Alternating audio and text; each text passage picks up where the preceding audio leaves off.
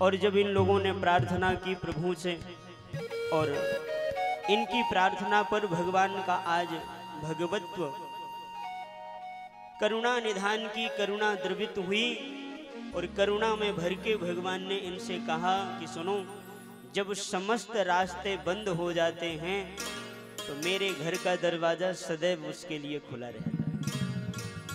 भैया, दुनिया में हर कोई आपको तब अपनाएगा जब आप में कुछ बात होगी, पर ईश्वर तो ये कह करके हमारे लिए बैठे हुए हैं कि जब पूरी दुनिया तुम्हें अपना ना बनाए, पूरी दुनिया जब तुम्हें ठुकरा दे तब मेरे पास आना।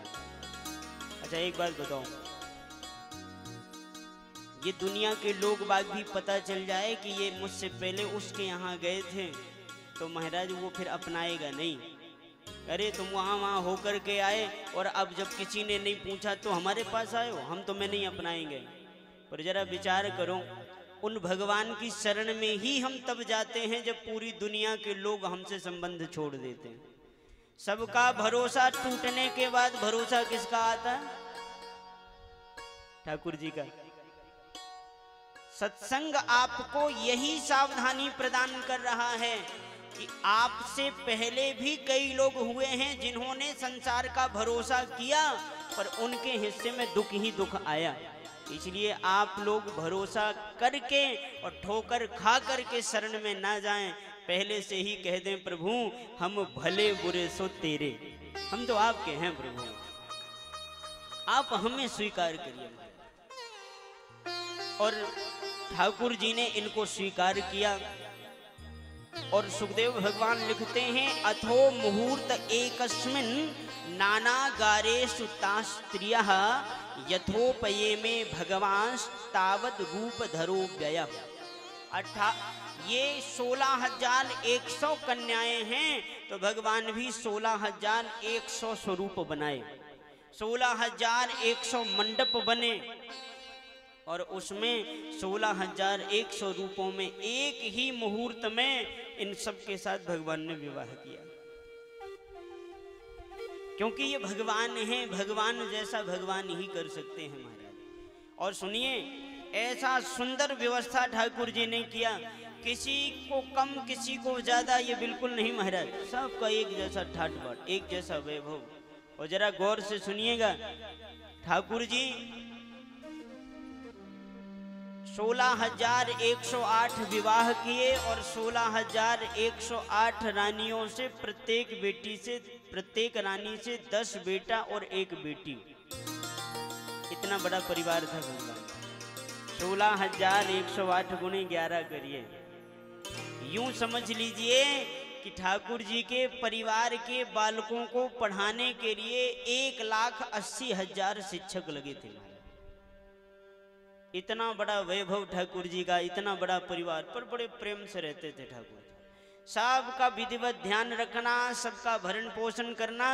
और कैसे ठाकुर जी ने मानो ये कह दिया कि महाराज परिवार का पालन पोषण कैसे होना चाहिए। गोस्वामी तुलसीदास जी कहते हैं मुखिया मुख सो चाहिए, खान पान को एक पाले पोसे सकल अंग, तुलसी सहित विवेक। मुखिया कैसा होना चाहिए? मुख जैसा।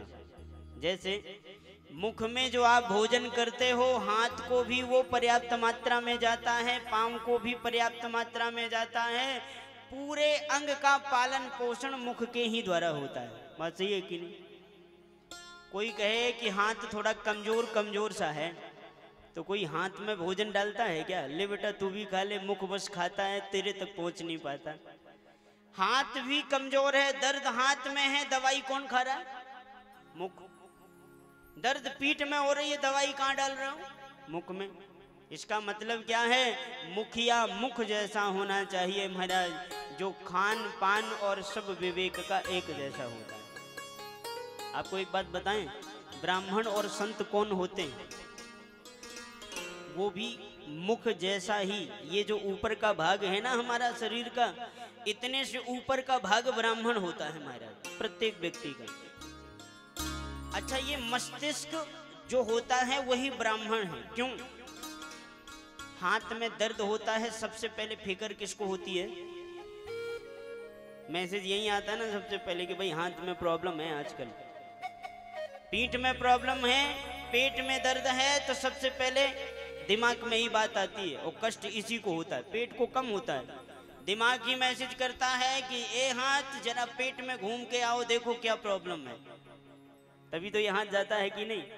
ब्राह्मण और संत इसे कहते। देखो ये ऊपर का भाग ब्राह्मण है, संत हैं, और ये हाथ कौन है? क्षत्रिय। ये पेट कौन है? वैश्य। और चरण कौन है? शूद्र। समाज में किसी भी समाज के वर्ग को समस्या हो और उस समस्या का निराकरण करने के लिए जो आगे आता है उसी को कहते हैं ब्राह्मण महाराज। किसी को भी समस्या हो पर चिंता ब्राह्मण को होनी चाहिए, वही तो ब्राह्मण है।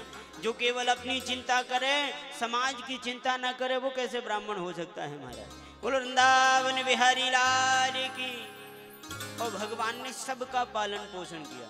और सुनिए 16,108 एक जैसे महल बनवाए महाराज। आजकल आप देखते हो ना फ्लैटों में एक जैसे सिस्टम होते हैं, बस वैसे एक जैसा। नारद जी महाराज बड़े कौतूहल वाले आदमी हैं। नारद जी को मन में आया कि हमने सुना है कि संसार में व्यक्ति एक विवाह करता है और पूरी जिंदगी रोता है। एक महात्मा से एक व्यक्ति ने कहा कि महाराज बात समझ में नहीं आती कि बिटिया की विदाई के समय में, कन्या की विदाई के समय में कन्या इतने जोर जोर से रो रही है और ये दूल्हा जो उसका पति बन गया है, आज से तुम उसके पति हो गए हो, और वो रो रही है और ये हंस रहा है। आपने देखा होगा ना, जब विवाह शादी होती है तो कन्या विदाई के समय में माता पिता से अब अलग हो रही है तो वो बेचारी रोती है आंखों में आंसू भर के, और दूल्हा गाड़ी की सीट में बैठे बैठे उछल रहा होता है, वो नहीं रोता। तो एक संत ने कहा भाई ये तो गड़बड़ बात है, ये तुम्हारी पत्नी है, तो पत्नी रो रही है तो तुम्हें रो नहीं तो कम से कम इमोशनल तो तुम्हें भी होना चाहिए कि नहीं। चेला ने पूछा कि इसका कारण क्या है गुरुजी। गुरुजी ने कहा देखो बेटा, बात यह है कि सबकी भूमिका होती है अलग अलग। ये जो कन्या रो रही है, ये कन्या रोएगी कब तक? बोले अपने घर से दूल्हा के घर तक पहुंचने तक, और दूल्हा के घर तक जैसी जाएगी तैसी इसका रोना बंद। तो बोले फिर बोले इसका रोना। बोलो वृंदावन बिहारी लाल की। फिर क्या कर दियो भैया, काहे कुछ छेड़ तो रहे, कुछ समझ ही ना आवे। बड़ी मोहब्बत है बटनन से तो है, हाथ लगा तो रहे बार बार बार। बोलो वृंदावन बिहारी लाल की। आवाज कम है गई, सही ना भाई, बंद हो गया सब। श्री राधे श्री राधे। भैया आज तेरी कृपा थे 7वें दिन में हम हैं, अब ने 2 घंटे और कृपा बनाए दे तो महाराज आनंद आ जाए, फिर तो तेरो नाम हम अपने कार्ड में छपवा के वृंदावन रखेंगे महाराज। एक बार प्रेम से कहिए राधे राधे। श्री राधे। ये वालों बॉक्स बंद है वो। तो ठाकुर जी ने सबके लिए अलग अलग व्यवस्था बना करके रखी महाराज, सबके लिए व्यवस्था अलग अलग। नारद जी ने सोचा कि चलो देख करके आमे कि भगवान रहते कैसे हैं। तो जरा गौर से सुनिए, नारद जी अपनी पूरी टीम लेकर के पधारे। कहाँ? द्वारका धाम में। आवाज आप लोगों को तो पर्याप्त आ रही है कि नहीं?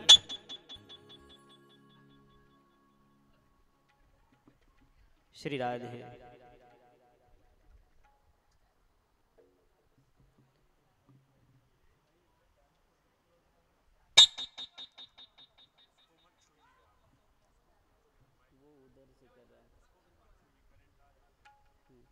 श्री राधे श्री राधे। बोलो वृंदावन बिहारी लाल की। कोई बात नहीं,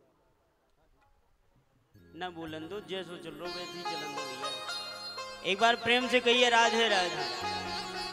आपको आवाज आ रही, इतनी पर्याप्त है। और नारद जी पहुंचे द्वारकापुरी में, तो नारद जी ने सोचा कि इतना बड़ा परिवार है, कैसे क्या रहते हैं, जरा कुछ तो पता चले। नारद जी सबसे पहले रुक्मणी जी के भवन में पहुंचे। वहां जैसे ही नारद जी पहुंचे तो तुरंत भगवान स्वागत के लिए आगे बढ़े। अरे वाह, बड़े भाग्य हमारे जो हमारे घर में संत पधारे। आइए आइए नारद जी महाराज, आपका स्वागत है। और नारद जी का स्वागत किया। नारद जी 2 मिनट बैठे, फिर भगवान बोले रुक्मणी जी से जाओ भोजन वोजन परोसो, प्रभु आए हैं। नारद जी ने कहा निम महाराज, अब आप तो जानते हैं हम ज़्यादा तो देर कहीं ठहरते नहीं, अब अपने राम चलेंगे। ठीक है महाराज, तो फिर कभी जब निकलना यहाँ से तो कृपा जरूर बनाना। और भैया नारद जी ने सोचा कि रुक्मणी जी के महल में हैं, इसका मतलब अब सत्यभामा के महल में नहीं है, तो वहाँ चला जाए।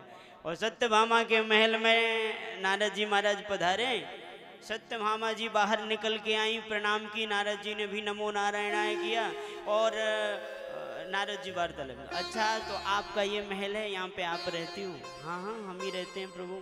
अच्छा तो अब इधर उधर देख भी रहे हैं कि कहीं हैं तो नहीं, पक्का कंफर्म हो जाए। जब ये पता चल गया कि नहीं अब इनकी आवाज़ आ नहीं रही, तो नारद जी ने कहा अच्छा तो अकेले ही रहती होंगी आप? आपके यहाँ तो ठाकुर जी आते नहीं होंगे, क्योंकि वो तो रुक्मणी जी के महल में ज़्यादा रहते हैं। सत्यभामा कुछ बोलना ही चाह रही थी कि इतने में पीछे से अंदर वाले रूम से आवाज आई, सत्यभामा नारद जी आए हैं क्या? आवाज तो उन्हीं जैसी लग रही है। अरे ये कैसे? नारद जी ने सोचा लगता है कोई अंदर अंदर कोई गुप्त दरवाजा है, ये अंदर अंदर जा सकता है। नारद जी ने कहा अच्छा, यहाँ पे भगवान से मिले। नारद जी बाहर निकले, बोले एक काम करो 15-20 घर छोड़ दो और आगे वाले में चलो। अब नारद जी 15-20 घर छोड़ करके 21वें घर में प्रवेश किए। और जैसे ही नारद जी वहाँ गए कि अब यहाँ नहीं होंगे, तो यहाँ वाली रानी को थोड़ा सा कुछ आनंद लें और कुछ देखें कि फिर ठाकुर जी मनाते कैसे हैं इन लोगों को। तो वहाँ पहुँचे, वहाँ अंदर प्रवेश ही किए थे कि नारद जी हैरान हो गए। क्यों? वहाँ ठाकुर जी अपने एक पोते को गोद में लेके कहते चुप हो जा, शांत हो जा, देख बेटा नारद जी आते ही होंगे, चुप हो जा नारद जी आते ही होंगे। ये देख आ भी गए। अरे नारद जी चरणों में गिर पड़े, जय हो प्रभु, हे लीलाधारी, आपकी लीला तो आप ही जानो, और आपकी महिमा तो महाराज कोई नहीं जान सकता। और नारद जी प्रणाम करके और नारद जी महाराज पुनः ब्रह्मलोक सिधारे। इस प्रकार से ठाकुर जी अपने परिवार का पालन पोषण बड़े आनंद के साथ में करें। और अब ठाकुर जी ने सोचा कि देखो भाई मेरा परिवार तो इतना बड़ा है, थोड़ा वॉल्यूम बढ़ा दो, इतना परिवार हमारा बड़ा है, लेकिन इन परिवार के बालकों को कुछ न कुछ शिक्षा भी देना चाहिए।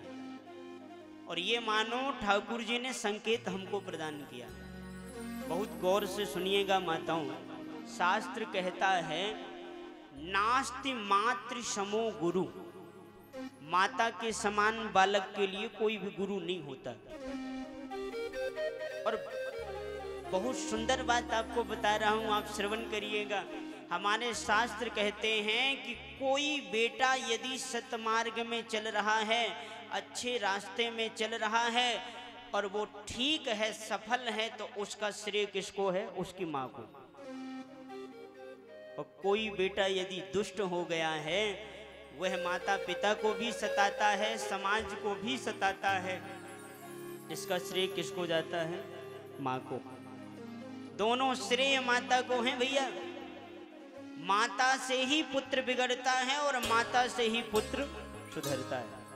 इसीलिए और आज के समय तो, प्राचीन काल में तो बहुत सारी व्यवस्थाएं थी कि हम लोगों को संस्कार सीखने को मिल जाते थे, पर आज के समय में सोचिए, आज के बालक को संस्कार नहीं केवल शिक्षा सिखाई जाती। अच्छा जानते हैं संस्कार और शिक्षा में क्या अंतर है? जो दूसरे लोग सिखाएं उसे कहते हैं शिक्षा।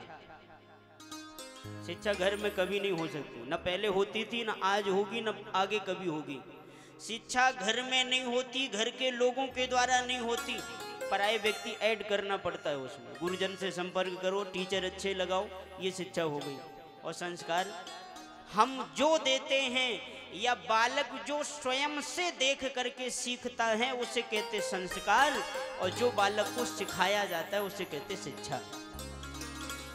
पर ये ध्यान रखिएगा, शिक्षा चाहे जितने उच्च स्तर की हो जाए, पर यदि संस्कार नहीं है तो वो शिक्षा टिक नहीं पाएगी। वो शिक्षा केवल कमाने खाने का तरीका बन के रह जाएगा, उस व्यक्ति को मनुष्यता से दूर ले जाएगी वो शिक्षा। और आज क्षमा करिएगा, हमारा किसी से विरोध नहीं, पर आज शहरों में प्रायः स्कूल क्रिश्चियन वाले हैं महाराज, जो बड़े बड़े हैं, जो ज़्यादातर उच्च शिक्षा के लिए जाने जाते हैं। और वो महाराज अपनी शिक्षा तो अपने धर्म की शिक्षा खुलेआम देते हैं, और मजाल क्या हमारा बालक तिलक लगा करके चला जाए स्कूल, ये सब नहीं चलेगा यहाँ भाई। और जबकि वो अपनी प्रार्थना करवाएंगे, प्रे करवाएंगे, और उनके स्कूल में एक फादर होता है, उसको सब लड़के फादर बोलते हैं, सब सारी चीज़ें। और हम लोग भी बड़े प्रेम से अपने लड़कों को उन्हीं की स्कूलों में पढ़ाते हैं। तो होता क्या है, हमारा लड़का इंग्लिश बोलना तो सीख जाता है, पढ़ाई लिखाई में टॉप आता है, पर जब बात सामाजिकता की होती है तो सामाजिकता के पॉइंट में 0/0 उसे प्राप्त होता है।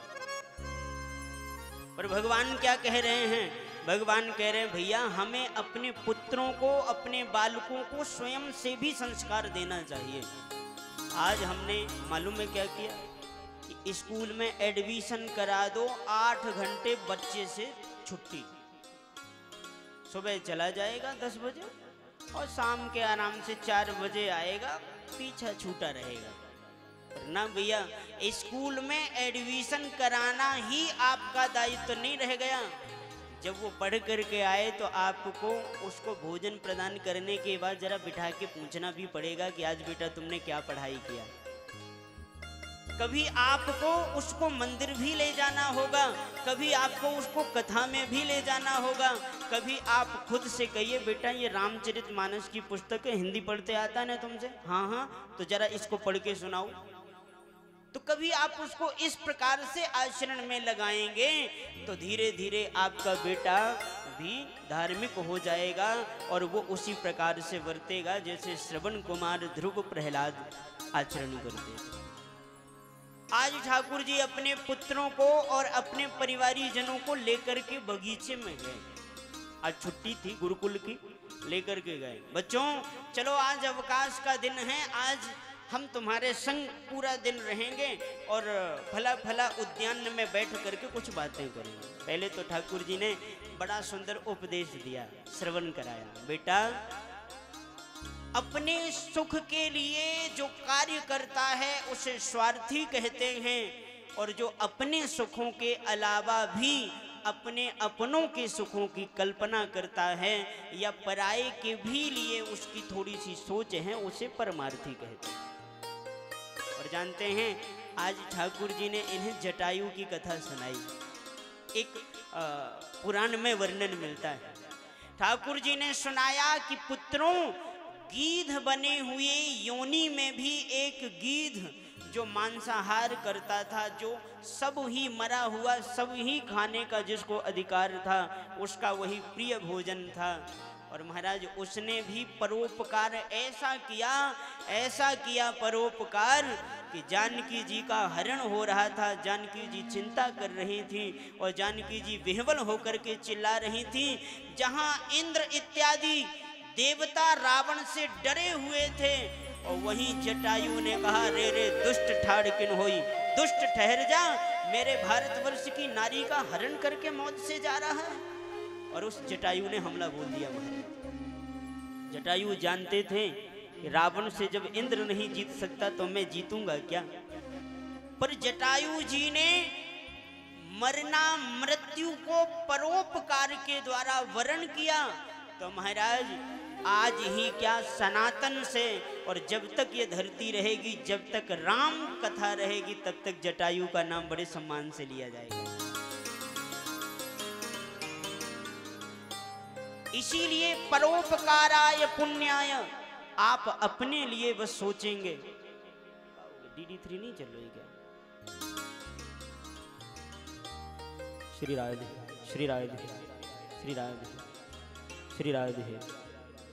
परोपकाराय पुण्याय, आवाज पता नहीं कैसी होगी भैया। हाँ?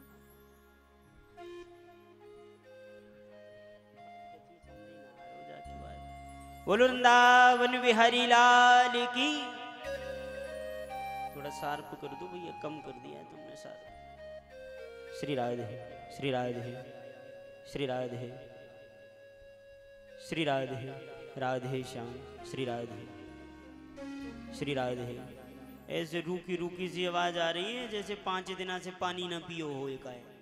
हाँ, और जबकि यहाँ माल पे माल घुट रहे हैं। बोलो वृंदावन बिहारी लाल की।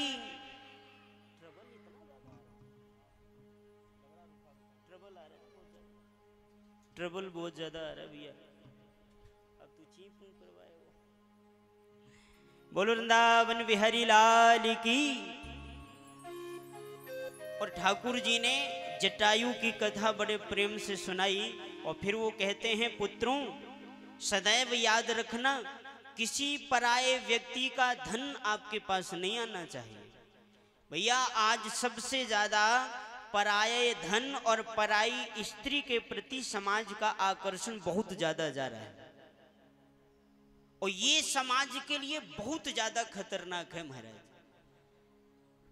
मनुष्य कहते ही इसीलिए हैं, मनुष्य में ही ये विवेक है कि उसे क्या करना है क्या नहीं करना है, ये वो विवेक लगा सकता है। और इतना बोल ही रहे थे कि एक लड़के को प्यास लगी, तो वो गया कुएं में, और कुएं में जा करके देखा तो एक बहुत बड़ा गिरगिट कुएं में डला था महाराज, काफी बड़ा गिरगिट। आश्चर्य हुआ। आज भी वो कुंड है द्वारका में, उसे कृकलास कुंड कहते हैं। संस्कृत में गिरगिट को कृकलास कहते हैं। और उस गिरगिट को देख करके, तो उस गिरगिट को देख करके और इन लोगों को बड़ा आश्चर्य लगा कि ये इतना बड़ा गिरगिट तो हमने आज से पहले कभी देखा नहीं। भगवान को लेकर के आए महाराज, रस्सियों से उसे ऊपर लाए, और भगवान देख ही रहे थे कि इतना बड़ा गिरगिट तो हमने भी नहीं देखा। और भगवान ने जा करके उसके ऊपर अपना दाहिना चरण स्पर्श कराया। जैसी दाहिना चरण स्पर्श कराया तो दाहिने चरण का स्पर्श करते ही ये अभी गिरगिट बना था राजा के भेष में आ गया। जब राजा के भेष में हुआ